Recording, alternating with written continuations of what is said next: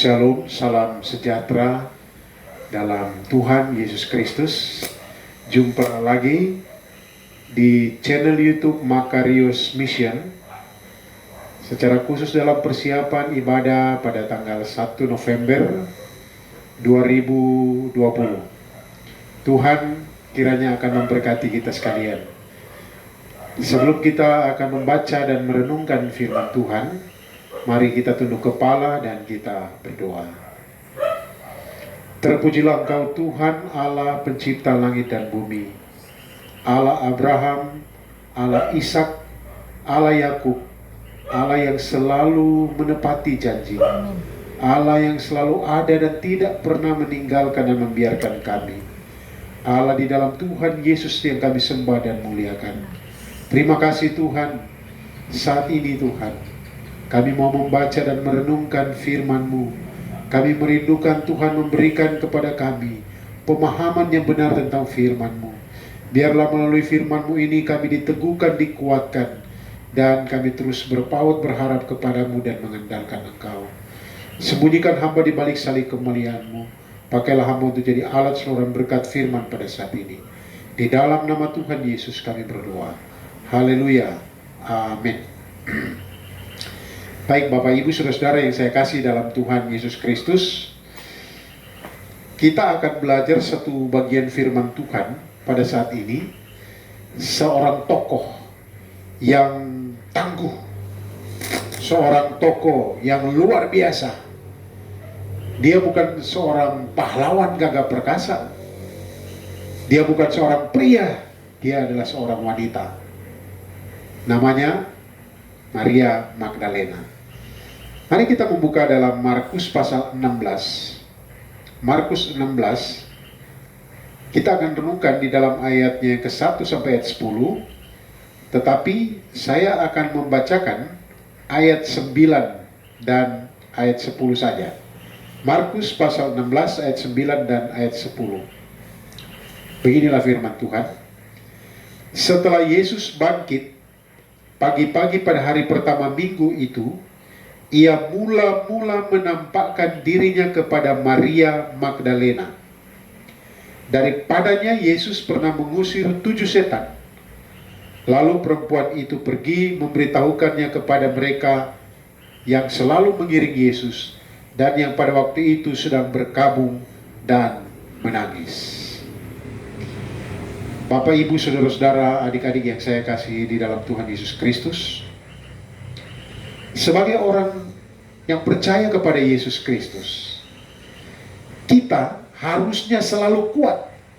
Kita harusnya selalu tangguh, meskipun di tengah-tengah badai-badai pergumulan, meskipun mungkin kita sedang melewati atau menjalani lembah kekelaman, atau meskipun kita ada di padang gurun yang begitu tandus, kita harus tetap kuat. Kita harus menjadi orang percaya, orang Kristen yang tangguh, seperti Maria Magdalena yang kita baca tadi. Saudara-saudara, belajar dari Maria Magdalena, sekali lagi seperti saya katakan tadi, kita harus kuat, kita harus tangguh, kita harus tahan bantingan, meskipun di tengah-tengah badai, meskipun di tengah-tengah persoalan kehidupan. Nah, berdasarkan kehidupan Maria Magdalena, kita akan belajar 3 ciri orang Kristen yang tangguh, 3 ciri orang percaya yang kuat, yang tahan bantingan. Mari kita lihat satu persatu. Yang pertama, kita perhatikan ayat yang ke-9 yang kita baca tadi. Saudara-saudara, ciri pertama orang Kristen yang kuat, yang tangguh adalah seseorang itu telah diubahkan. Telah diubahkan. Artinya telah mengalami sentuhan kasih Tuhan, sehingga telah diubahkan dari masa lalu, dari kehidupan yang tidak baik masa lalu, atau kehidupan yang gelap masa lalu, sekarang diubahkan menjadi terang. Maria Magdalena diberikan penjelasan di sini, daripadanya Yesus pernah mengusir 7 setan. Dari Maria Magdalena. Saudara-saudara yang saya kasih di dalam Tuhan Yesus Kristus. Kalau dia punya latar belakang ada 7 setan di mana Yesus keluarkan dan dari kehidupannya, betapa rusaknya kehidupannya. Tetapi Tuhan telah mengubahkan dia. Dia telah bertemu Yesus dan dia diubahkan oleh Tuhan Yesus. Bapak Ibu Saudara yang saya kasih dalam Tuhan, badai kehidupan, pergumulan-pergumulan, tantangan-tantangan, padang gurun belantara seringkali membuat kita menjadi lemah, tak berdaya. Tetapi kalau kita adalah pribadi yang telah diubahkan, maka kita sudah memiliki satu modal yang kuat. Karena apa? Kalau kita sudah diubahkan, maka kita menjadi pribadi yang melakukan firman Tuhan, yang mengatakan seperti dalam Yeremia 17, diberkatilah orang yang mengandalkan Tuhan, yang menaruh harapan kepada Tuhan. Orang yang sudah diubahkan, dijamah oleh Tuhan, akan menaruh harapan kepada Tuhan. Jadi ciri pertama,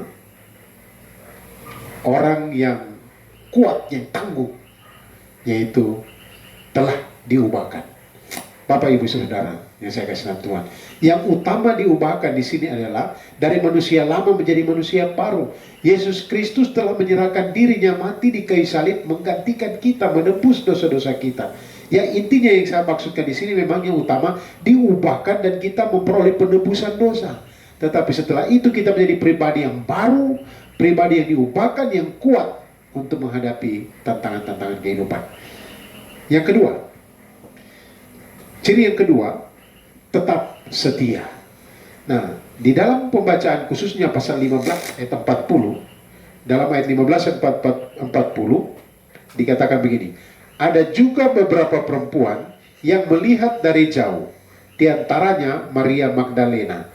Jadi pada waktu penyaliban Tuhan Yesus, ini Maria Magdalena ini adalah seseorang perempuan yang selalu mengikuti pelayanan Yesus. Nah, dia dulu rusak, begitu rusak, tetapi setelah diubahkan dia ikut dalam pelayanan Yesus.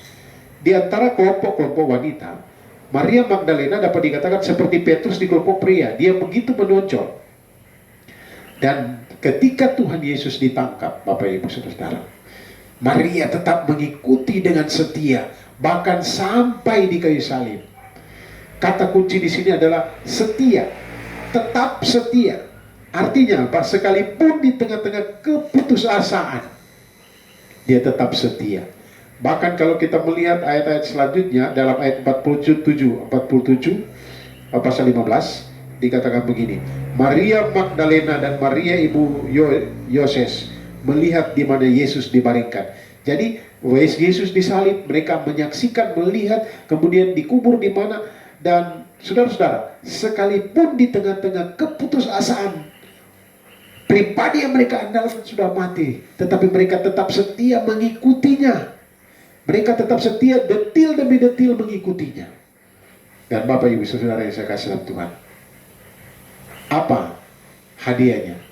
Orang pertama yang dijumpai oleh Yesus pada waktu itu sebagai adalah Maria Magdalena. Jadi bagaimana supaya kita tetap tegar, tetap kuat sekalipun di tengah badai, sekalipun di lembah kekelaman, sekalipun padang gurun tandus kehidupan. Pertama, kita harus menjadi pribadi yang telah diubahkan oleh Yesus Kristus, menyerahkan diri sepenuhnya, diubahkan oleh Yesus. Yang kedua, setelah diubahkan kita harus tetap setia. Mungkin kalau kita katakan, di mana engkau Tuhan di tengah pergumulan saya ini, seolah-olah tidak ada jawaban, tetapi tetap setia mengikuti Dia. Yang ketiga, tetap semangat. Di dalam ayat 8-10, Markus pasal 16 ayat 8-10. Lalu mereka keluar dan lari meninggalkan kubur itu, sebab gentar dan dahsyat menimpa mereka. Mereka tidak mengatakan apa-apa kepada siapapun juga karena takut. Dengan singkat mereka sampaikan semua pesan itu kepada Petrus dan teman-temannya. Nah, jadi mereka pergi ke kubur Yesus dan dijumpai oleh malaikat dan mengatakan bahwa Yesus sudah bangkit. Dan mereka disuruh pergi kepada murid-murid untuk memberitahukan ini. Dan kita lihat betapa semangatnya mereka pergi cepat-cepat. Dikatakan mereka cepat-cepat dan dengan singkat menyampaikan kepada Petrus dan teman-temannya, Yesus sudah bangkit dari antara orang mati. Saudara-saudara yang saya kasih di dalam Tuhan Yesus Kristus, ciri yang ketiga adalah tetap semangat. Bapak Ibu Saudara yang saya kasih dalam Tuhan, mereka pergi ke kubur bawa rempah-rempah. Ini bukan tanda bahwa mereka beriman kepada Yesus. Mereka tidak memikirkan Yesus bangkit, tidak sama sekali. Mereka bawa rempah-rempah untuk mengawetkan jenazah Yesus. Tetapi pada kenyataannya Yesus sudah bangkit karena dia hidup. Dan karena Yesus hidup ada hari esok. Dan Maria yang telah diubahkan, dia tetap setia, dia tetap semangat. Dan semangat inilah yang terjadi, ialah yang mendapat upah. Dia diberi kehormatan untuk menjadi orang yang mula-mula melihat Tuhan Yesus yang bangkit. Apa pergumulan kita? Sedang berjalan di mana kita? Di lembah kekelaman? Atau kita tengah di laut yang bergelora ombak dahsyat? Atau kita di padang gurun yang tandus dan kering? Tetaplah semangat. Mengapa kita harus tetap semangat? Oleh karena yang menyertai kita Yesus Kristus, Allah pencipta langit dan bumi yang penuh kasih. Kalau dia rela meninggalkan tata surgawi, mati di kayu salib ganti kita. Dan ketika dia naik ke surga, dia katakan, aku menyertai kamu senantiasa sampai kepada kesudahan alam. Tidak ada kata lain. Semangat, dorongan semangat adalah sesuatu yang amat sangat penting bagi kita. Sehingga ketika kita di tengah badai, atau di tengah-tengah lembah kekelaman, atau di padang gurun yang begitu kering, kita harus tetap semangat. Dan kita akan kuat, kita akan menjadi pribadi yang tangguh. Saudara-saudara, kita harus tahu, dalam pelajaran kehidupan, tidak ada pelaut yang tangguh kalau pelaut itu tidak mau menerpa badai. Belum teruji dalam badai kehidupan. Pelaut tangguh dihasilkan dari tengah-tengah badai. Saudara, petani yang hebat, kalau zaman dulu memang tidak pakai sepatu ya, harus rela menyucurkan darah, tertusuk onak duri, tetapi dia akan pulang dengan sorak-sorai seperti janji firman Tuhan. Tetap semangat. Badai apa? Badai virus corona, pergumulan, sakit penyakit, masalah ekonomi atau apapun, tetap semangat. 3 hal ciri orang yang tangguh, ciri orang percaya yang kuat, sekalipun di tengah badai, sekalipun di padang gurun yang kering, sekalipun di lembah kekelaman. Yang pertama, telah diubahkan, dicamah oleh kasih Yesus, diubahkan menjadi pribadi yang baru. Manusia lama berlalu, mungkin manusia yang suka bersungut-sungut, sekarang manusia yang baru sudah datang. Yang kedua, tetap setia. Mungkin kita sudah berdoa, berseru, memohon pertolongannya, tapi mana jawabannya? Tuhan tetap terus setia, tetap setia, tetap setia, tetap setia. Dan tetap semangat. Kiranya Tuhan memberkati kita sekalian, senang berserah pada Yesus. Ini lagu dalam nyanyian Kemenangan Iman nomor 177. Akan nyanyikan satu ayat ini.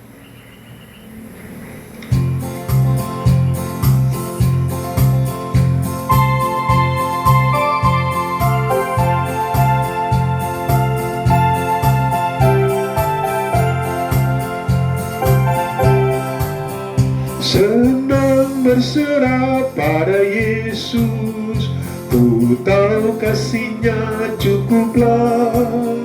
Meski bergerak zaman masa, tetap Tuhanku lindunglah.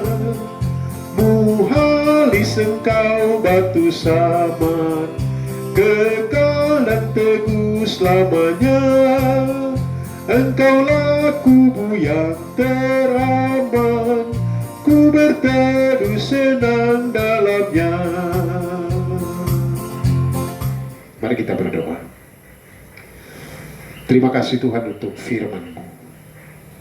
Kami senang berserah pada Engkau Yesus. Oleh karena Engkau Tuhan, batu karang yang teguh. Hanya di dalam kehidupan kami, Seringkali di tengah badai, di tengah onak duri, atau di tengah pergumulan kehidupan kami, seringkali kami menjadi lemah. Tetapi tolonglah kami Tuhan untuk terus menjadi kuat. Biarlah kami menemukan kasih setia Tuhan, kasih sejati-Mu, sehingga ada dorong semangat untuk tetap setia dan tetap bersemangat dalam kehidupan kami, karena percaya bahwa Engkau tidak pernah meninggalkan dan membiarkan kami, dan kami terus menaruh harap kepadamu. Terpujilah Engkau ya Tuhan. Hamba berdoa untuk mereka-mereka yang bergumul sekarang oleh karena sakit penyakit yang dialaminya, secara khusus di masa pandemi virus corona saat ini. Memohonkan dalam nama Tuhan Yesus, biarlah Engkau teguhkan, kuatkan, dan hiburkan. Biarlah semangat daripadamu, semangat baru dan kesetiaan yang sungguh akan melekat di hati anak-anak Tuhan, sehingga mereka keluar menjadi pemenang oleh karena Engkau sendiri. Terpujilah Bapa, di dalam nama Tuhan Yesus Kristus Allah yang hidup, kami berdoa mengucap syukur untuk firman-Mu. Amin.